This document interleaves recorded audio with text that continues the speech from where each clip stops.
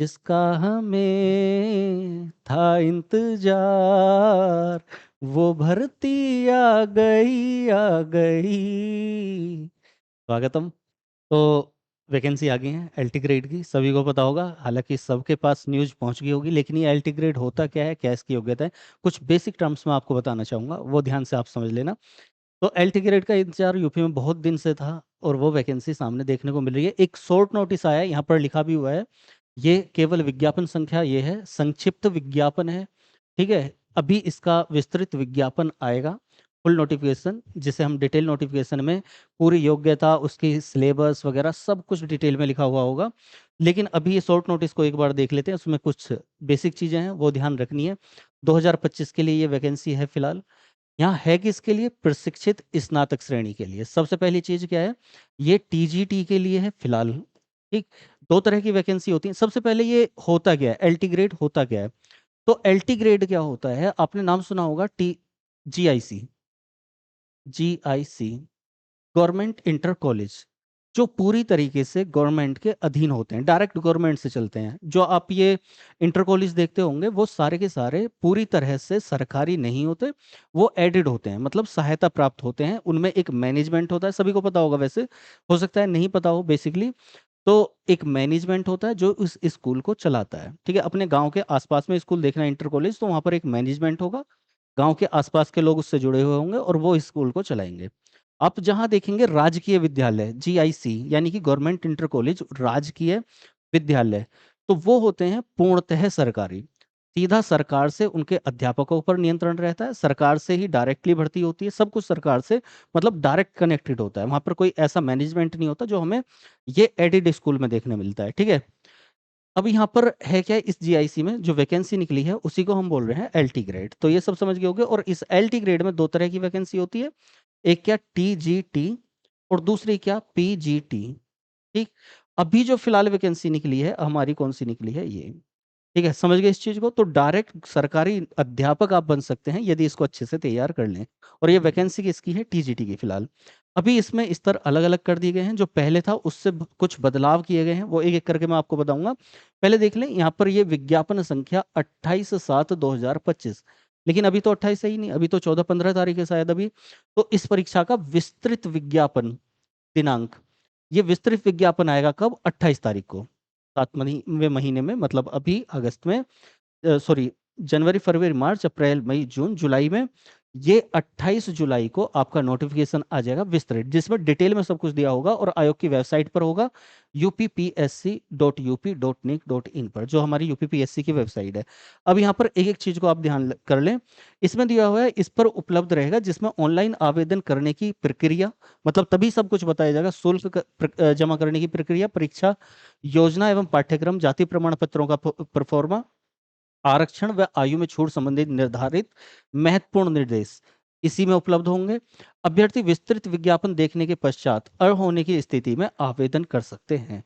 ठीक है, ये दिया हुआ है। साथ के साथ यहाँ पे है रिक्तियों का विवरण। अब यहाँ पर इस शॉर्ट नोटिस में हमें रिक्तियों का विवरण दे दिया गया है। वर्तमान में सहायक अध्यापक प्रशिक्षित स्नातक श्रेणी, पुरुष और महिला, परीक्षा ये 2025 के अंतर्गत रिक्तियों की कुल संख्या कितनी है? ये 7,466 या 68, मुझे ब्लर हो रहा है यहाँ से, इतनी पास से नहीं दिख रहा है, शायद 66 है। तो लगभग 7,500 के आसपास ये वैकेंसी हैं, जिसमें राजकीय विद्यालयों के अंतर्गत पुरुष शाखा हेतु 4,800, शायद 60 है ये, मतलब लगभग 4,500-5,000 है। और महिलाओं की संख्या कितनी है? 25-25। ठीक है, ये रिक्तियां हैं। तो टोटल लगभग 7,500 के आसपास वैकेंसी है, जिन ये घट बढ़ भी सकती है, यहाँ पर कोई आपत्ति नहीं होनी चाहिए, 7,500 के आसपास में। शैक्षिक अर्हता क्या है? जैसा कि विस्तृत विज्ञापन के बिंदु 8 यहाँ पर दिया रहेगा, शैक्षिक अर्हता उसमें दी जाएगी। लेकिन होती क्या है इसकी शैक्षणिक अर्हता, तो वो मैं बता देता हूँ, शायद यहाँ पर भी लिखा हुआ होगा, लेकिन ये विस्तृत विज्ञापन में रहेगा। तो यदि आपने क्या, आपके पास बैचलर डिग्री है, ग्रेजुएशन है, बीएससी है, या बीए है, या बीकॉम है, कुछ भी है इस तरह की, या बीकॉम है, तो ऐसी कोई भी डिग्री है, यानी कि बैचलर डिग्री है और साथ में क्या है, बीएड, बीएड, तो आप क्या है इसके ग्रेजुएट और plus BEd, graduation plus BEd, तो आप इसको देने के पात्र हैं, इसके इसमें आप अर्हता रखते हैं, ध्यान रखना है। ठीक है, यहाँ पर टेट सी टेट से अभी कोई संबंध इसका नहीं है। तो फिलहाल के लिए ग्रेजुएशन होना चाहिए, बीएड होना चाहिए। बाकी शॉर्ट नोटिस है, अभी विस्तृत विज्ञापन में हम डिटेल में देख लेंगे। आयु सीमा ये 1 जुलाई से काउंट की जाएगी और कितनी होनी चाहिए, 21 वर्ष से, क्योंकि यहाँ पे ब्लर दिख रहा है लेकिन मुझे इसका पता है 21 से 40 वर्ष, तो इसलिए बता देता हूँ।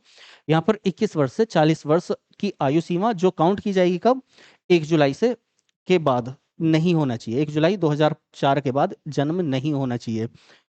2 जुलाई 1985 से पहले नहीं होना चाहिए। ठीक है, बाकी ये आयु में छूट दी जाएगी आरक्षण के अनुसार, ये आपको विस्तृत विज्ञापन में देखने मिल जाएगा। आवेदन कर कैसे सकते हैं, तो ऑनलाइन आवेदन प्रारंभ होने की तिथि क्या है, वही जब विस्तृत विज्ञापन आ जाएगा 28/7 को, 28 तारीख में। ऑनलाइन परीक्षा शुल्क बैंक में जमा करने का स्वीकार करने की अंतिम तिथि क्या है, 28/8, यानी कि पूरा 1 महीना दिया जाएगा, 28/7 से जुलाई से और 28/8 अगस्त तक 1 महीना दिया जाएगा। ऑनलाइन प्रस्तुत आवेदन में सुधार या संशोधन करने की जो तिथि है, या शुल्क समाधान की जो भी कुछ संशोधन करना है आपको, वो कब, 4/9 तक कर सकते हैं। तो फिलहाल तो आप इसको ध्यान रखेंगे बस, शुरू होने का और लास्ट होने का, 28 तारीख से शुरू होगा जुलाई में और अगस्त में 28 तारीख तक ये हो जाएगा। इसके अलावा यहाँ पर दिया हुआ है, आवेदन हेतु इच्छुक अभ्यर्थियों को सलाह दी जाती है कि ऑनलाइन आवेदन प्रारंभ होने से पूर्व एकल अवसरीय पंजीकरण ओटीआर कर ओटीआर नंबर प्राप्त करना सुनिश्चित करें, क्योंकि ओटीआर पर आधारित ऑनलाइन आवेदन ही स्वीकार किए जाएंगे। ये शायद सभी को पता होगा, या फिर जो लोग यूपीपीएससी से नहीं जुड़े हुए हैं, पीसीएस वगैरह या फिर इस तरह के कोई पेपर नहीं देते, उन्हें नहीं पता होगा। तो आप आयोग की वेबसाइट पर जाएंगे, uppsc.up.nic.in, एक बार मैं दिखा देता हूँ। जब ये ऑफिशियल नोटिस आ जाएगा तभी, ये आयोग की वेबसाइट है, इस पर जाएंगे तो यहाँ पर ओटीआर फिल करने के लिए बोलेगा। ओटीआर क्या होता है, वन टाइम रजिस्ट्रेशन। और वन टाइम रजिस्ट्रेशन में क्या है, आपकी बेसिक डिटेल्स, जैसे कि आपका नाम क्या है, फादर का नाम क्या है, कहाँ से हैं, वो बेसिक डिटेल्स आप यहाँ पर फिल कर सकते हैं, जिससे कि बार बार आपको ना करना पड़े। ये एक टाइम के लिए रजिस्ट्रेशन होता है, और उसके बाद चाहे तो आप पीसीएस दें, आरओ दें, या फिर ऐसा ये एलटी ग्रेड दें, यानी कि यूपीपीएससी जो भी अपनी वैकेंसीज निकालेगा, उस सभी, ऐसा मान लें कि वो एक रजिस्ट्रेशन नंबर है, उसी रजिस्ट्रेशन नंबर से बाकी आगे के लिए जो भी वैकेंसी रहेगी वहां पर आपको फॉर्म भरने की अनुमति होगी। तो आप ये अभी कर सकते हैं। इसकी प्रक्रिया क्या है, वहां पर ओटीआर रजिस्ट्रेशन करके आएगा, ऑफिशियल वेबसाइट पर जाएंगे, ओटीआर रजिस्टर करेंगे और वहां पर सारी डिटेल भर देंगे और उसे सबमिट कर देंगे। आपको एक रजिस्ट्रेशन मिलेगा, आपकी मेल पर भी जाएगा, आप उसे सेव करके रखें हमेशा के लिए। जितनी भी वैकेंसी आप यूपीपीएससी से देंगे उसी के बिहाफ पर देंगे। ठीक है, तो यहाँ पर ये 4/7 में ये विज्ञापन निकला है। ठीक है, तो फिलहाल आपको डेट याद रखनी है 28 तारीख। और ये अब इसके लिए आपको करना क्या है, क्योंकि यहाँ पर सिलेबस तो दिया नहीं है, तो फिलहाल ये 28/7 से शुरू होंगी जुलाई से, 28/8 यानी कि पूरा अगस्त खत्म हो जाएगा। तो इसका मतलब अगस्त तो फॉर्म भरे जाएंगे, उसके बाद कहीं पेपर होगा, लेकिन आप उस चक्कर में ना पड़े, क्योंकि तैयारी यहाँ पर अच्छी खासी करनी होती है।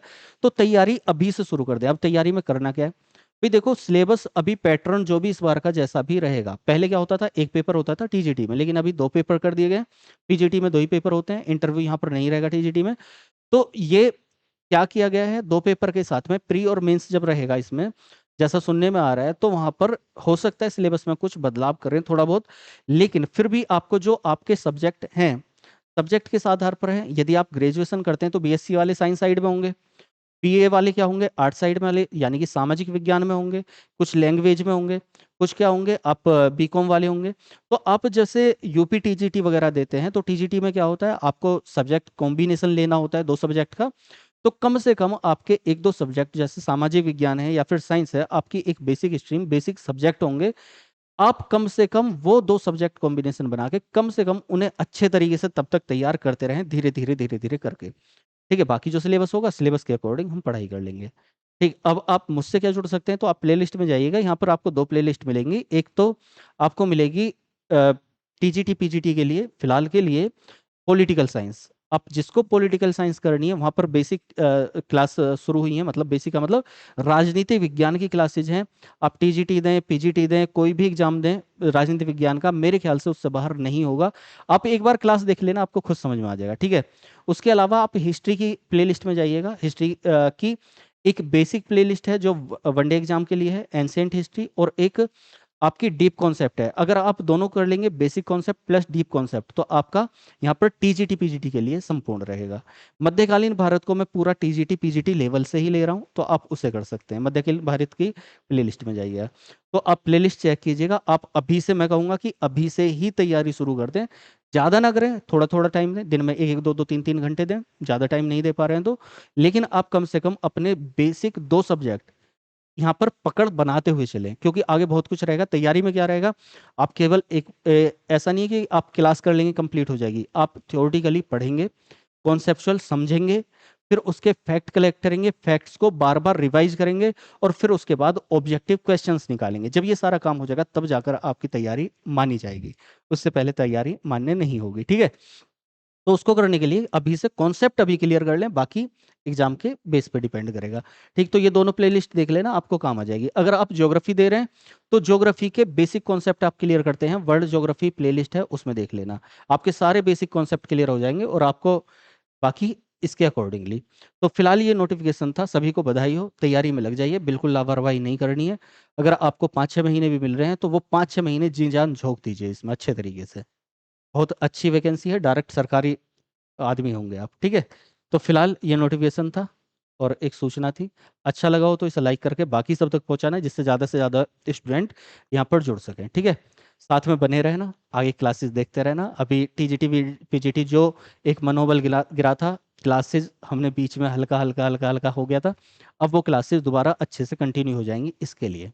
ठीक है, और आप लोगों के लिए तो साथ में जुड़ जाना, क्लास देख लेना, उसके बाद साथ जुड़ना। तो मिलते हैं क्लासेस में, तब तक के लिए धन्यवाद। जय हिंद।